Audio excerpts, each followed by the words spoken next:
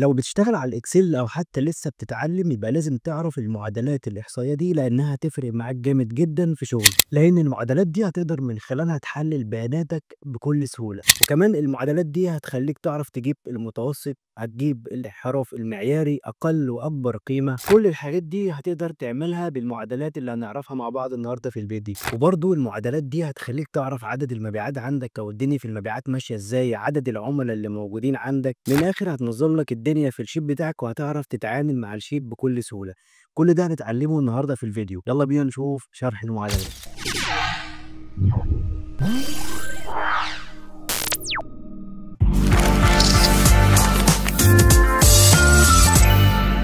هنيجي لأول معادلة معانا من المعادلات الإحصائية. أول حاجة طبعا ودي المعروفة وسهلة، أي حد ممكن يقدر يستخدمها، ما فيهاش أي مشكلة، وهي الأفريج، يعني المتوسط بتاع الأرقام اللي عندي دي. هتيجي كده هنا وتبدأ تقول له يساوي أفريج، نختار المعادلة بتاعتنا ونبدأ نحدد البيانات بتاعتنا بالشكل ده وقول له انتر. هيجيب لك متوسط الأرقام اللي موجودة عندنا في الجدول هنا كده، أو البيانات اللي موجودة في الجدول هنا. طبعا معادلة بسيطة وسهلة، يعني هتستخدمها أو هتحتاجها في إن أنت عايز تعرف متوسط البيانات اللي عندك. المعادلة اللي معانا بعد كده بقى وهي الماكس، اللي هي أعلى قيمة موجودة عندي في البيانات. أنا محتاج مثلا عندي بيانات زي كده، محتاج إن أنا أطلع أعلى قيمة موجودة. هعملها إزاي؟ هقول له بيساوي ماكس وأبدأ أحدد الرينج بتاعي أو الأرقام بتاعتي أهو، وأقول له إن هيجيب لك أعلى قيمة اللي هي 60,000 زي ما احنا شايفين قدام. طبعا دي برضو سهلة وبسيطة، ويعني استخدامها بسيط جدا. نيجي بقى للمعادلة الثالثة معانا وهي معادلة من، طبعا دي عكسها اللي هي أقل قيمة. نيجي بقى نكتب يساوي، قول له من بالشكل ده، وابدأ حدد بياناتك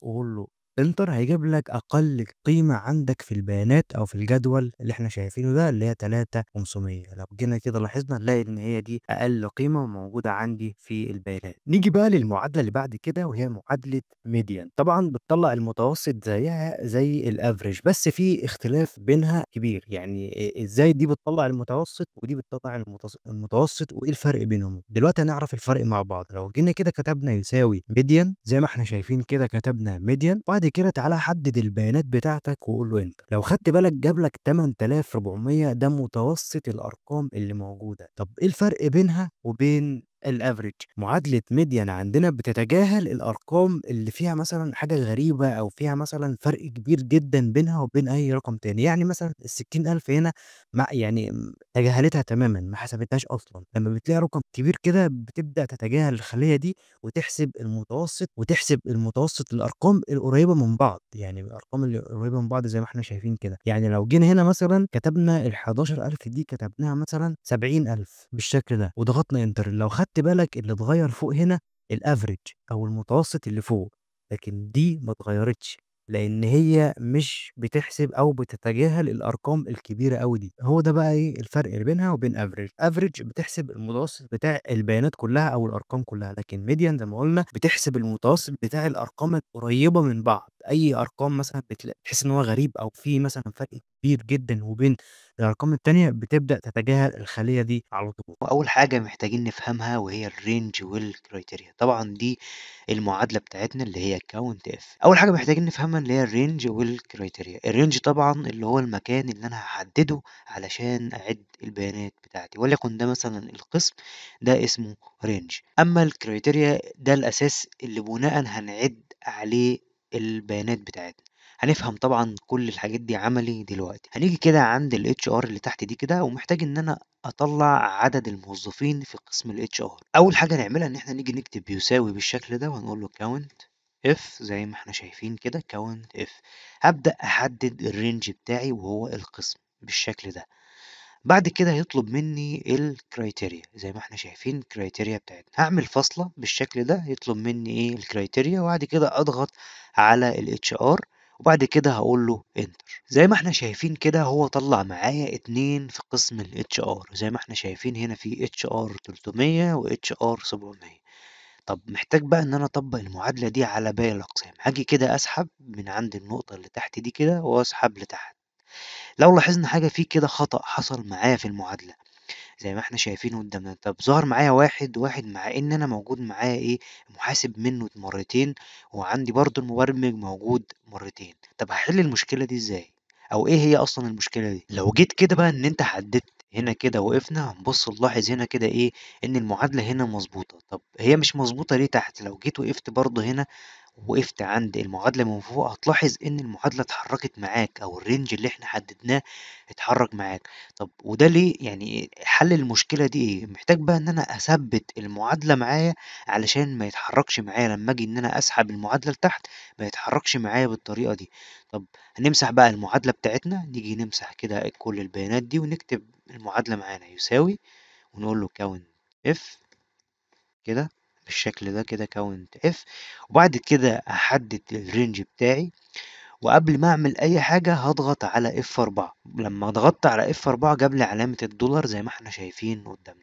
طب امتى بقى تثبت اصلا البيانات بتاعتك؟ اي حاجة فيها رينج او تحديد خلايا معاك او صفوف، بتثبتها علشان ما تتحركش معاك ويحصل معاك مشاكل. بعد كده هعمل الفصل عادي جدا، وهاجي بقى عند الخطوة اللي بعد كده الكريتيريا اللي هي الاتش ار اللي احنا قلنا عليها ده الشرط. هحدد الشرط بتاعي اللي هو الاتش ار، وبعد كده هقول له انتر واسحب بقى المعادله بتاعتي واشوف المشكله اتحلت ولا لا. زي ما احنا شايفين كده المشكله اتحلت معايا اهو، جاب لي كل حاجه موجوده منها اتنين. يبقى كده فهمنا ان معادله كاونت اف هي معادله العد بشرط واحد في الاكسل. نروح بقى على معادله كاونت افس. طبعا كاونت افس دي تقدر تستخدم فيها اكتر من شرط. زي ما احنا شايفين كده دي المعادلة مثلا كاونت اف تقدر تستخدم فيها اكتر من شرط، عكس كاونت اف انك انت بتستخدم فيها شرط واحد. بمعنى ايه اكتر من شرط؟ يعني مثلا انا عندي القسم، اقدر ان انا احدد القسم بتاعي واروح مثلا عند الاتش ار، واقدر ان انا احدد الموقع واروح مثلا احدد على الموقع تحت، واقدر ان انا احدد الراتب واحدد على الراتب تحت.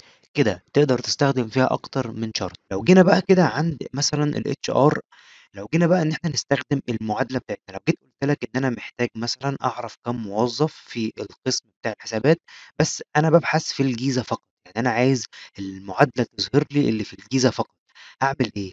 آجي كده طبعًا آخد الجيزة دي كده أحطها في خلية أو في خانة برّه، هنحتاجها هاقول لك ليه دلوقتي. هنيجي بقى نكتب هنا يساوي بالشكل ده ونقول له count ifs زي ما إحنا شايفين count ifs أهي. أول حاجة بيقول لي كريتيريا رينج، الرينج الأولاني. طبعًا هتختار سواء القسم أو الموقع، في الأول مش هتفرق معاك، نحدد القسم بتاعنا وهنبدأ إن إحنا نثبت زي ما اتعودنا كده بF4. بعد كده هنعمل فاصلة وهنيجي إن إحنا نختار الشرط بتاعها، طبعًا إحنا اخترنا القسم يبقى هنختار الHR بالشكل ده. بعد كده هنعمل فاصلة، بعد كده هنيجي نختار الكريتيريا رينج بتاعنا اللي هو الموقع، هنيجي نختار الموقع ونثبته برضه بF4. وبعد كده هنعمل فاصلة ونحدد الموقع بتاعنا. أنا بابحث بناءً على محافظة الجيزة أهي، هنبدأ نختار محافظة الجيزة، وبعد كده هنثبت دي وهنقفل القوس بتاعنا بالشكل ده، نقفل القوس ونقول له enter. هيجيب لي 0، طبعًا هيجيب لي 0 لإن أنا بابحث في الجيزة، أنا محتاج عدد الموظفين اللي موجودين في الجيزة.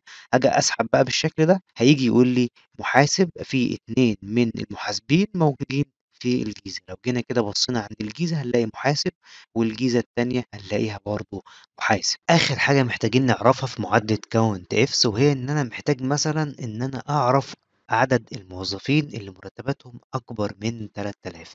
هاجي كده أعمل خانة وأكتب فيها عدد الموظفين عشان نشرح فيها مثلًا عدد الموظفين بالشكل ده، وبعد كده مثلًا أضبطها أخليها مثلًا بنفس التنسيق ده كده، نبدأ إن إحنا إيه نضبطها ونبدأ نعمل المعادلة بتاعتنا.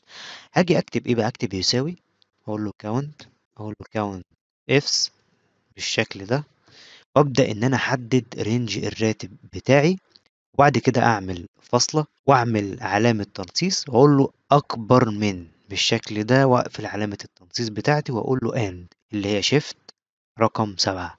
طبعًا علامة التنصيص بتتعمل من shift وحرف الطا بالشكل ده. بعد كده إيه نبدأ إن إحنا نكتب 3000 أهو، وأقفل القوس وأقول له enter. هيجيب لي 6 زي ما إحنا شايفين، 1 1 2 3 4 5 6.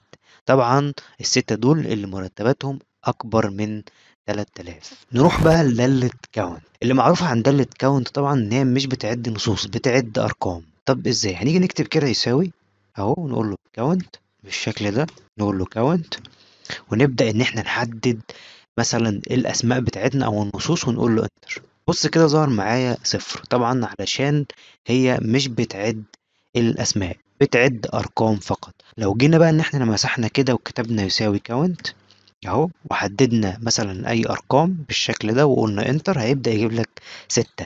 معناها إيه بقى؟ طبعًا دي مش دالة جمع علشان يبدأ يجمع لك الأرقام، هي مش بتجمع الأرقام، هي بتعِد الخلايا. لو جينا عدّينا مثلًا هو جاب لي 6 هنا، جاب لي 1، 2، 3، 4، 5، 6 جاب لي 6 خلايا. طبعًا مش بتجمع أرقام عشان هي مش دالة sum.